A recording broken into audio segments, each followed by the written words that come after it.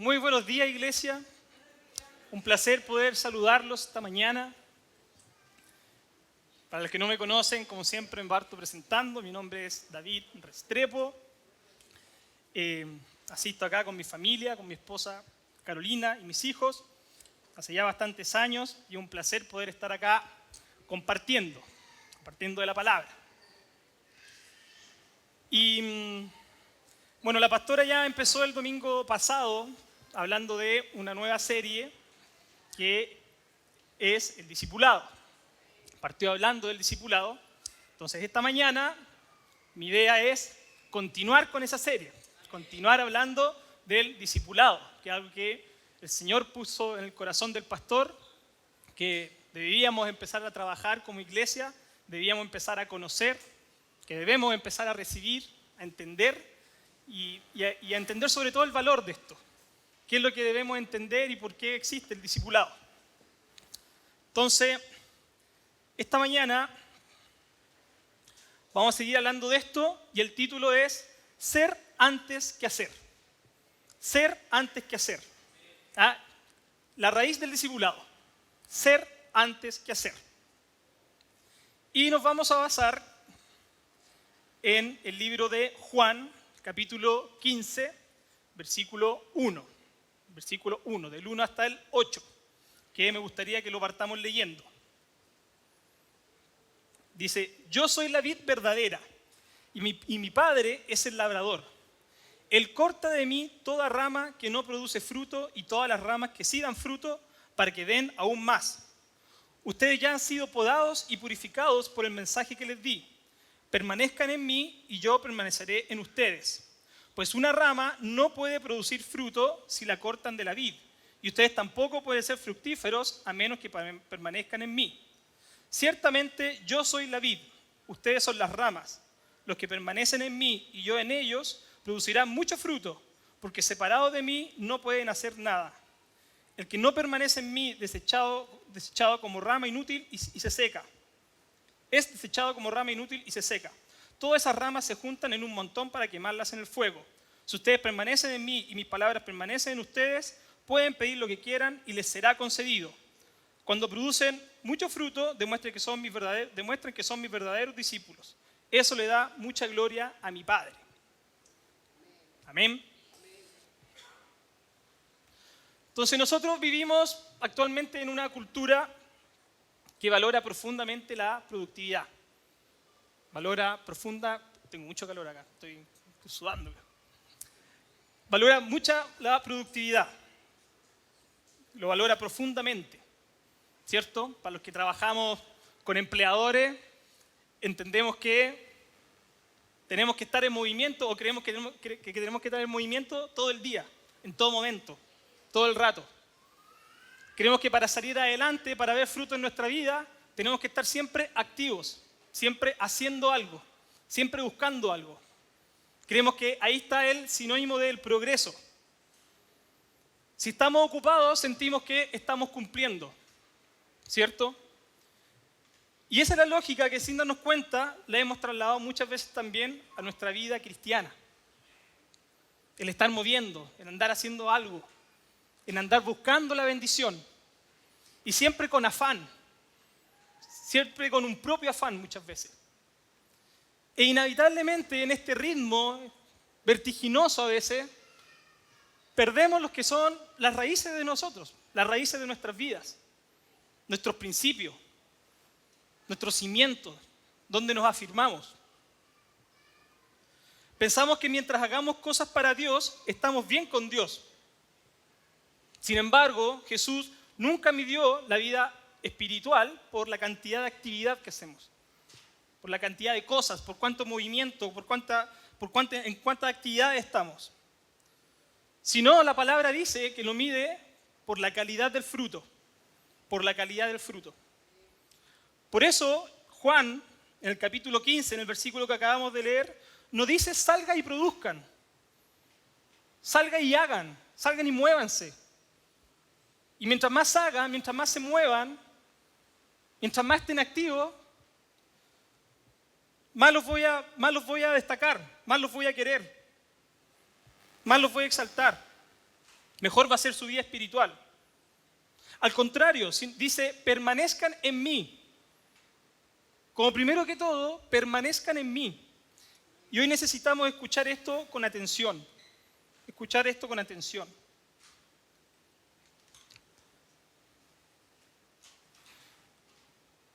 Porque muchas veces una iglesia puede estar muy activa, pero puede estar espiritualmente cansada. Espiritualmente cansada. Y es importante que nosotros sepamos ver eso como iglesia. Yo mismo he tenido que hablar acá sobre la importancia del servicio, sobre la importancia de servir. Y me gustaría que quede claro que esto no va en contradicción con eso. No va en contradicción con el servir. El servir es un llamado del Señor.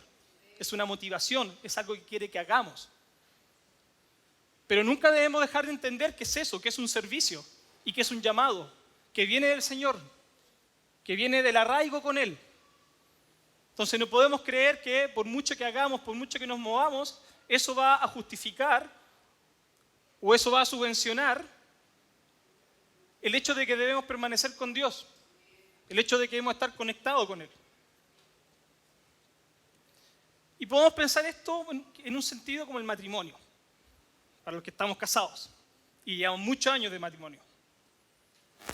Hay matrimonios que siguen muchos años juntos, pero que ya no conversan, que siguen viviendo en la misma casa, siguen cumpliendo sus responsabilidades. Desde afuera todo parece normal, pero ya no conversan, ya no escuchan, ya no comparten su corazón. No hubo una gran pelea, no pasó nada grave, simplemente dejaron de permanecer. Siguen haciendo cosas el uno por el otro, pero ya no están realmente juntos. ¿Y qué pasa finalmente? Esa relación se vuelve fría, pesada, cansadora muchas veces. Entonces muchas veces así vivimos nuestra relación con Dios. Seguimos yendo a la iglesia, seguimos sirviendo, seguimos haciendo lo correcto, pero dejamos de habitar en su presencia, dejamos de escuchar su voz, dejamos de descansar en Él. Por eso Jesús nos dijo, hagan más por mí. No nos dijo hagan más por mí, sino dijo, permanezcan en mí. Y mire, finalmente, para los que estamos casados, si no somos capaces de mantener esa unión en el matrimonio, difícilmente también vamos a poder hacerlo con Dios. Nuestra relación matrimonial habla también de nuestra relación con Dios. Nuestra relación con la persona que está día a día ahí, al lado nuestro, físicamente, espiritualmente, en compañía.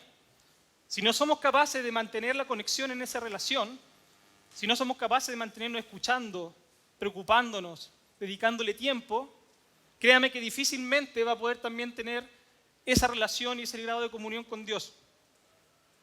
Entonces lo animo, a los que están casados sobre todo, que si usted quiere tener en realidad esa comunión y esa cercanía y esa conexión con Dios, parta teniéndola con su matrimonio. Sáquela a cenar. Sáquela a ver una película. Y que la señora nos regaloneen también.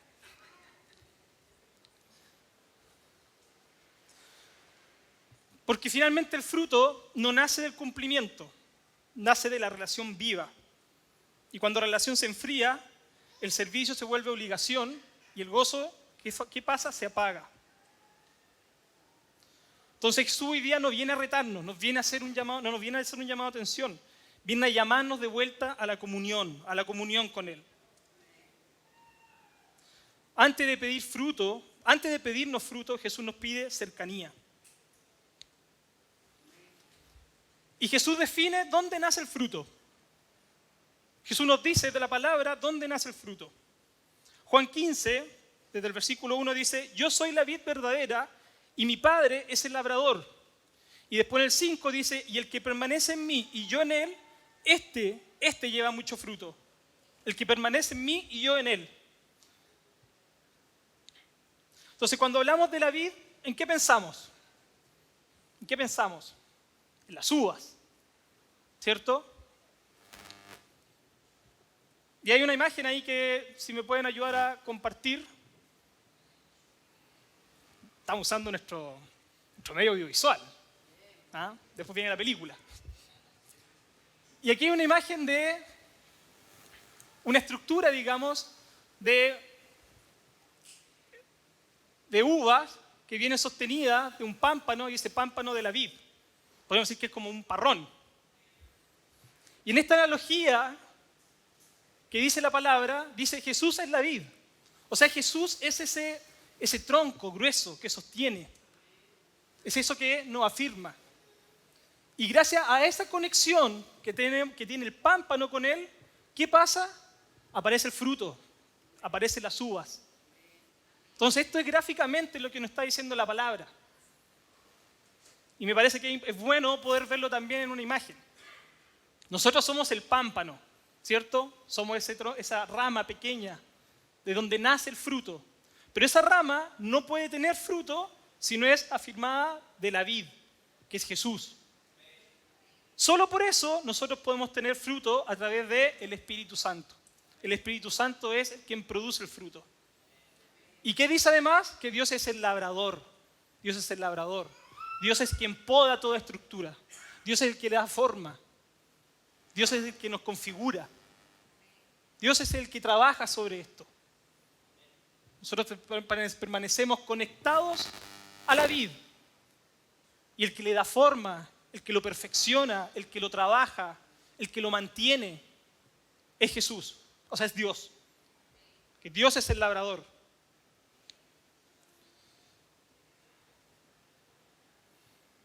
Entonces el fruto no nace del esfuerzo humano. El fruto nace de esa relación, esa conexión con Cristo. Jesús no dice esfuércense más, dicen permanezca. Y luego hace una declaración radical, porque separados de mí, nada podéis hacer. Separados de mí, nada podéis hacer. Es necesario estar conectado a la vid. Si nos cortamos, si esa rama se corta, es imposible que vayamos a tener frutos. Porque no existe algo, eso que nos alimenta, eso que nos sostiene. Por eso no dice poco, no dice menos, dice nada. Nada podéis hacer. Entonces esto muchas veces confronta nuestra mentalidad religiosa. Porque creemos que podemos hacer muchas cosas para Dios sin depender realmente de Él. Y es aquí que el discipulado auténtico comienza. Porque el discipulado dice vida antes que obra. Vida antes que obra. No podemos avanzar si no estamos en Él. No podemos seguir moviéndonos si estamos en Él. Hay un salmo que también dice esto. Salmo 1, versículo 3. Que dice, qué alegría para los que no siguen el consejo de malos, ni andan con pecadores, ni se juntan con burlones, sino que se deleitan en la ley del Señor, meditando en ella día y noche. Son como árboles plantados a la orilla de un río que siempre dan fruto a su tiempo. Sus hojas nunca se marchitan y prosperan en todo lo que hacen. Entonces primero está la raíz y después viene el fruto.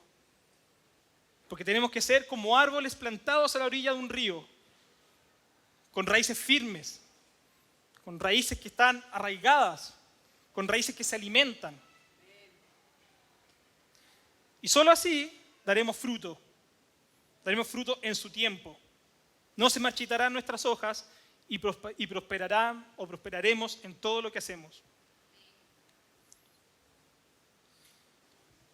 Entonces, uno de los mayores peligros para una iglesia no es la falta de actividad, sino ese activismo espiritual. Personas que muchas veces cansadas siguen funcionando en sus ministerios, pero que en su interior el corazón muchas veces está seco. Y Jesús advierte esto cuando dice en Mateo capítulo 7, versículo 21, no todo el que me llama Señor, Señor, entrará en el reino del cielo. Solo entrarán aquellos que verdaderamente hacen la voluntad de mi Padre que está en el cielo. No todo el que me dice Señor, Señor. Entonces aquí Jesús está hablando de personas religiosas. No está hablando de gente que no conoce a Cristo. No está hablando de incrédulos. Está hablando de gente que sí lo conoce y que sí ha dicho creer en Él. Que conocen el lenguaje cristiano. Que han reconocido a Jesús como su Señor. Que están dentro del ambiente espiritual. Y decir Señor no es el problema. El problema es que no siempre las palabras reflejan lo que está pasando en nuestra realidad.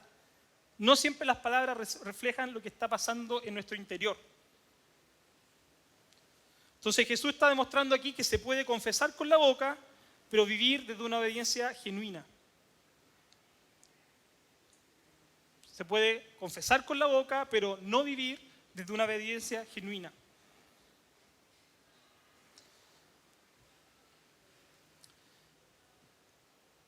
Y nosotros hace poco como iglesia tuvimos nuestro acto de Navidad. No sé si todos estuvieron. Pero para los que pudimos participar, a mí me encantó. Yo creo que fue un tremendo acto, fue un tremendo tiempo. Como iglesia nunca habíamos hecho nada parecido, entonces fue nuestra primera vez. Y yo creo que siempre, por supuesto, con cosas que mejorar, pero fue muy lindo. Fue muy lindo. Fue un gran momento, en verdad. Y una de las cosas que más me gustó es que fue una actividad donde hubo una participación transversal de la iglesia.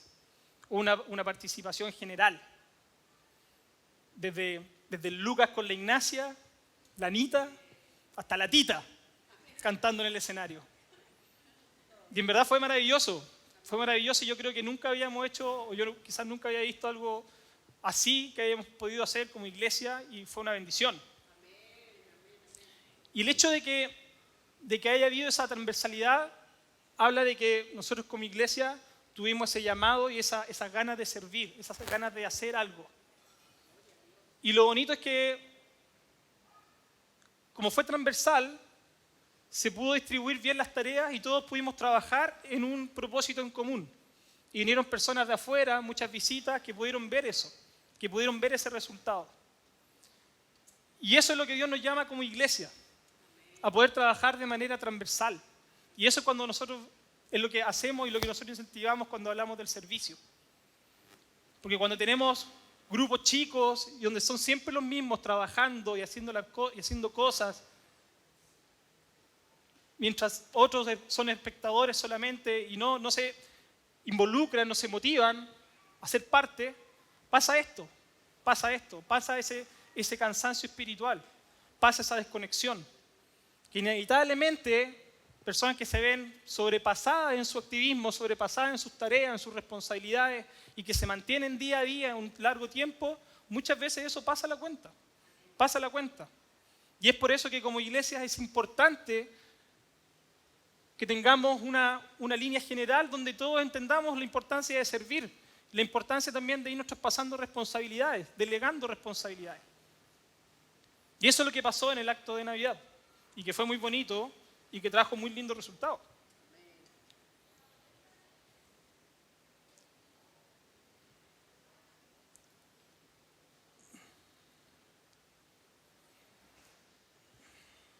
Y un ejemplo bíblico de alguien que estuvo cerca de Jesús, por ejemplo, y no supo permanecer, fue Judas.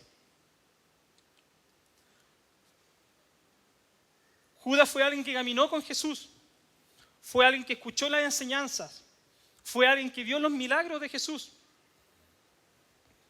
Fue contado entre los 12. Externamente parecía un discípulo fiel, pero internamente él nunca permaneció. Y Juan 15 dice, todo pámpano que en mí no lleva fruto, lo quitará. Entonces la poda es para los que permanecen y dan fruto, pero el que no permanece es podado, o sea, es quitado. En la imagen que veíamos antes podríamos entender que esa rama es cortada. Y Judas fue alguien que nunca fue podado, porque él nunca entregó su corazón finalmente. Entonces nunca permitió que Jesús tratara su interior. Y lo que se poda muchas veces duele en la vida, pero presupone finalmente vida.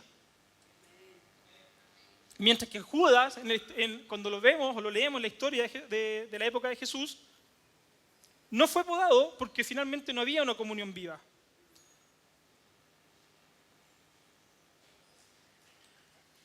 Jesús de hecho dijo algo muy fuerte acerca de Judas. Dijo, ¿no os he escogido yo a vosotros los 12 y uno de vosotros es diablo? Entonces Judas hacía cosas externas, predicaba, servía, caminaba con el grupo, pero finalmente su corazón no estaba rendido. Y cuando llegó el momento de la prueba, ¿qué pasó? No permaneció. Y ahí se ve la diferencia entre la poda y el corte. Pedro, por ejemplo, que fue otro discípulo, él fue podado. Y él tuvo que sentir dolor, arrepentimiento. Él tuvo que tener restauración. Pero Judas finalmente fue cortado. No fue podado. ¿Por qué? Por su vida de endurecimiento. Una culpa sin arrepentimiento. Entonces, el que sabe permanecer, el que sabe seguir conectado a la vid, el Padre finalmente lo poda, lo limpia. El que no permanece, lo que termina finalmente haciendo es separándose de la vid, separándose de la vid, separándose del Padre. Y mire, esto es algo que puede cambiar el destino de nuestra vida, que puede cambiar el destino de nuestra vida y de quienes nos van a suceder, de nuestras generaciones, de nuestra herencia. Separarse de Dios siempre trae consecuencias en nuestra vida. Algunos lo hemos tenido que aprender por las malas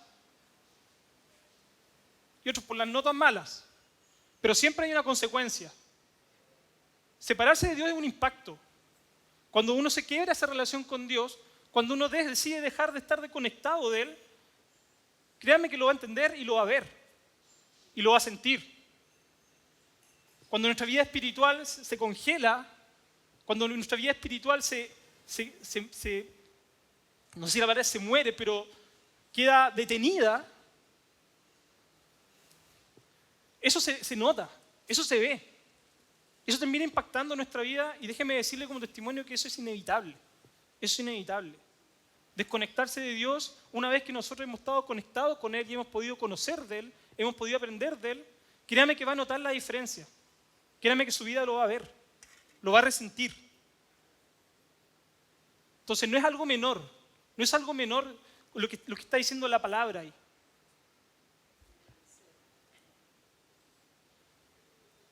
Entonces la historia de Judas nos muestra una verdad solemne.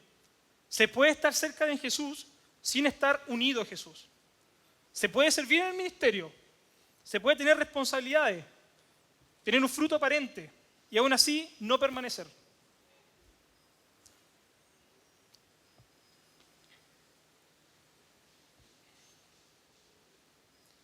Entonces la poda es señal de ¿qué? De pertenencia, de pertenencia. Y el corte finalmente es evidencia de ausencia de la comunión. Es cuando dejamos de estar con Él. Entonces el verdadero discípulo no solo habla de Dios, sino que vive para agradar a Dios. Es posible hacer cosas en el nombre de Jesús sin estar realmente viviendo desde Jesús.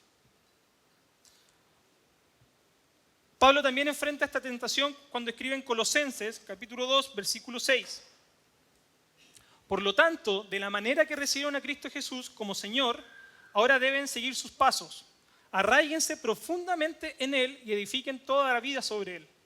Entonces la fe de ustedes se fortalecerá en la verdad que se les enseñó y rebosarán de gratitud.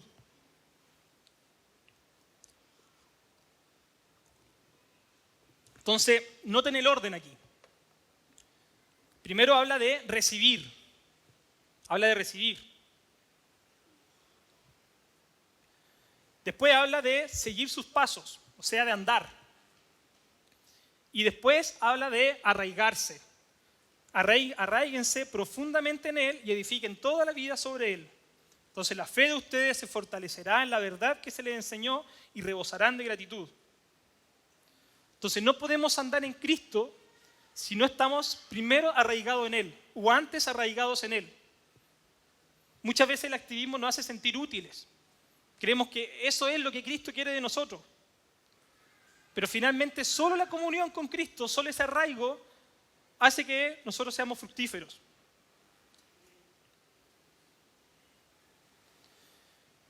Y cuando Jesús habla del fruto, no está hablando de resultados visibles solamente.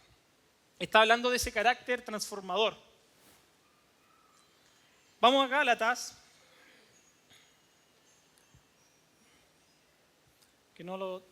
Gálatas capítulo 5, versículo 22.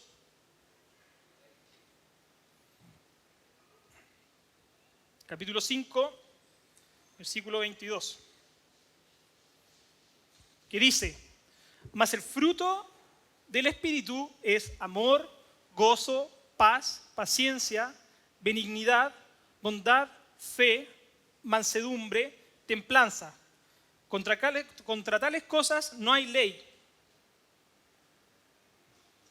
Mansedumbre, templanza, contra tales cosas no hay ley.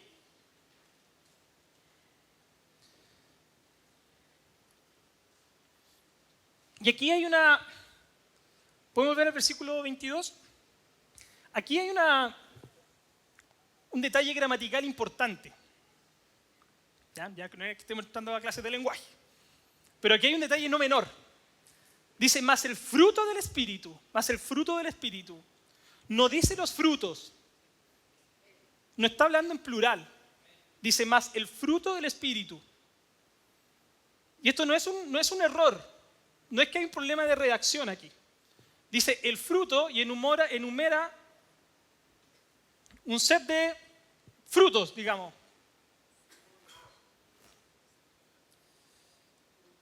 ¿Y qué nos quiere decir esto? Que esto es una obra integral. Que esto no son distintas cosas que uno podemos ir tomando como opciones. Esto es una obra integral del Espíritu en una vida que permanece en Cristo. Y eso es una enseñanza espiritual profunda. El fruto del Espíritu no es una lista para escoger. No es, yo tengo amor, pero no tengo paciencia. O yo soy gozoso, pero no tengo dominio propio. No funciona así. Es un solo fruto. Y ese fruto se compone de esto que aparece acá. Amor, gozo, paz, paciencia, benignidad, bondad, fe, mansedumbre.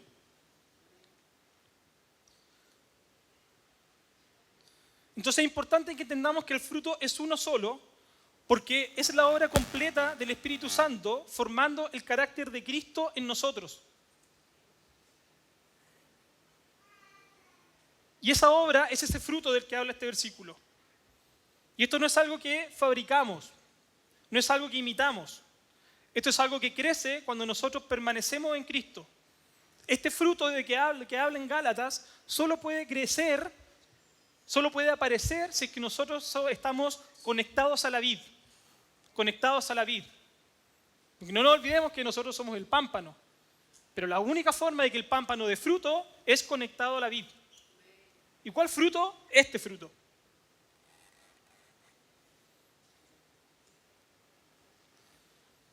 Y por eso el discipulado no consiste en portarse mejor. El discipulado lo que busca es que nosotros como hijos de Dios podamos permanecer más. Podamos permanecer más. Que paremos, que dejemos de movernos en ese activismo. Que dejemos de creer que nosotros mientras más estamos haciendo, más cosas estamos haciendo dentro de la iglesia o fuera de la iglesia, más frutos vamos a tener. El discipulado lo que busca es tener esa pausa para que nosotros podamos entender esto y podamos conocer de Dios y podamos permanecer en Él. Porque cuando permanecemos en Cristo, ¿qué pasa? El amor crece, el gozo se afirma, la paz gobierna y la paciencia se forma. Entonces, no porque nos esforcemos más, sino porque el Espíritu está obrando dentro de nosotros. Entonces, es importante entender que el fruto no es señal de mérito, no es señal de mérito. El fruto es evidencia de permanencia. Y esa es la vida que Dios desea para cada discípulo.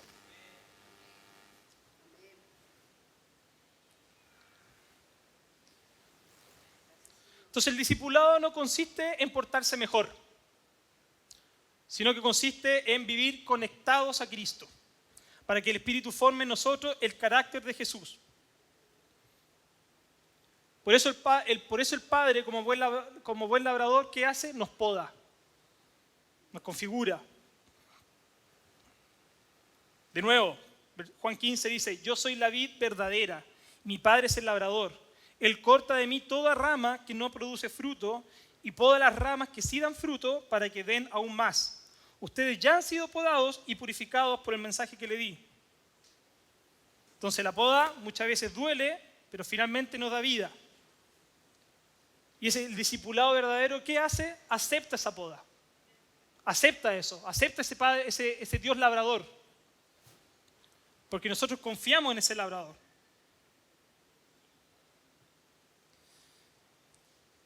Y de igual forma, como lo vemos de manera personal, de manera singular, es importante que también nosotros veamos esto como iglesia. Una iglesia que permanece es una iglesia que da fruto. Nosotros este año, ¿qué queremos hacer como iglesia? Permanecer. Tenemos ganas de hacer cosas, tenemos ganas de hacer actividades, tenemos ganas de también volver a tener un servicio navideño, tenemos ganas de seguir con los ministerios. Pero sobre todo queremos permanecer. No queremos olvidarnos, no queremos desconectarnos de lo que es nuestra vida. No podemos darnos ese lujo, no podemos hacer eso como iglesia. En nuestro afán de querer hacer cosas, de querer extender la palabra, de querer traer gente nueva, de querer estar activos, no podemos morirnos, no podemos perder eso. No podemos desconectarnos. Y eso es importante que nosotros como iglesia nos demos cuenta. Entonces este año nosotros queremos ser una iglesia discipulada.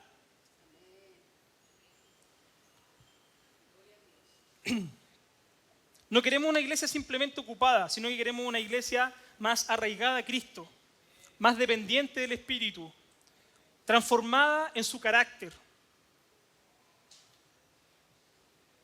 Porque solo así el fruto será real y duradero. Nosotros queremos tener ese fruto, real y duradero. Jesús lo resume así: cuando producen mucho fruto, demuestra que son mis verdaderos discípulos. Eso le da mucha gloria a mi Padre. ¿Por qué? Porque entendemos ahora que el que produce mucho fruto es aquel que permanece, es aquel que permanece conectado. No es aquel que se está moviendo en todo momento, que está buscando qué hacer. No queremos olvidarnos de la importancia que es permanecer.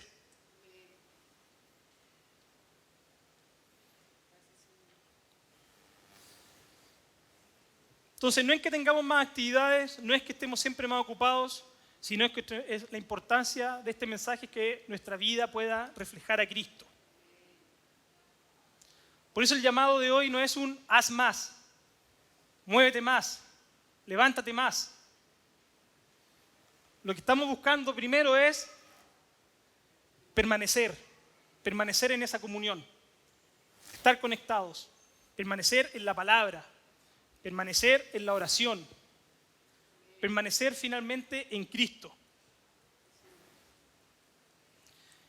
Y como les digo, esto es un mensaje desafiante en el sentido de que lo más popular sería un mensaje que nos incita a correr, a avanzar. Vamos este año 2026, hagamos nuevas cosas, seamos mejores, movámonos, crezcamos los ministerios, hagamos nuevas cosas, hagamos una lluvia de ideas y veamos qué se nos ocurre nuevo este año. Y eso sería lo más aguerrido y vamos con todo y démosle, no nos para nadie. ¿Pero es realmente eso lo que nos está llamando Dios este año? ¿Es realmente eso lo que queremos hacer? Queremos movernos muchas veces a tonta y a loca, sin acordarnos, sin tener considerado qué es lo que significa estar en la comunión con Dios, qué es lo que significa estar conectado al Padre. Eso muchas iglesias lo que han hecho finalmente. Muchas iglesias se han visto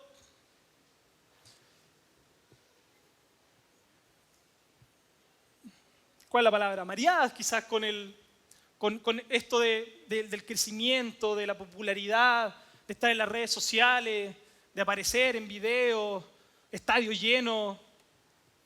Eso pasa. Y mire, uno no quiere... La iglesia que crece, yo creo que es una iglesia próspera, siempre que crezca con una misión y con una visión correcta y conectado a lo que Dios le ha llamado como propósito. Pero eso muchas veces no pasa. Y lo que nos está llamando a Dios es a cuidarnos de eso. Y por eso es que nos dice permanezcan conectados. Es por eso que ahora estamos hablando del discipulado. Y uno muchas veces puede entender este concepto de discipulado casi como un acto de de manipulación, oye, que se quieren involucrar en mi vida, se quieren entrometer en lo que estoy haciendo, quieren dirigirme. Pero no habla de eso, no habla de eso en la palabra. El discipulado no se trata de venir a interferir en la vida de nadie. El discipulado se trata de apoyarnos como iglesia, de apoyarnos entre nosotros, de estar conectados, de que yo le pueda decir a mi hermano, ¿qué estás haciendo? ¿Cómo estás? Leamos algo juntos, compartamos la palabra. ¿Qué puedo hacer por ti? ¿Cómo podemos crecer juntos? ¿Cómo ayudo a que tú permanezcas conectado al Padre? Eso es lo que busca el discipulado.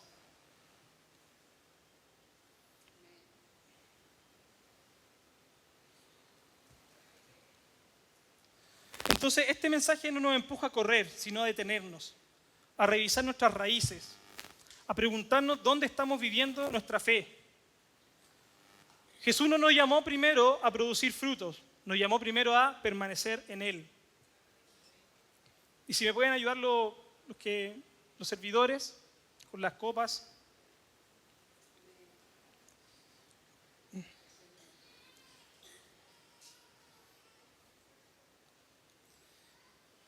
Y hemos escuchado hoy ese llamado de Jesús. Permanezcan en mí, permanezcan en mí. Y ahora que nos acercamos a este tiempo de la Santa Cena y que vamos a participar de esto, entendamos que la Santa Cena tampoco es una casualidad. La Santa Cena no es un ritual aislado, sino que es una expresión visible de lo que significa permanecer.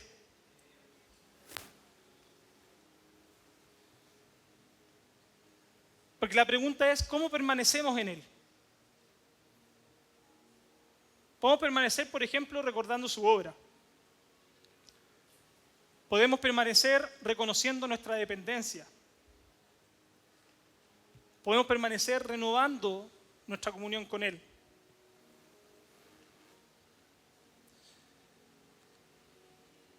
Y cuando nos acercamos al pan, cuando nos acercamos a la copa, nos recuerda esto, que nuestra vida espiritual no se sostiene sola. Así como el pámpano no se sostiene sin la vid, nosotros no vivimos sin la obra de Cristo en la cruz y sin recordar lo que eso significó.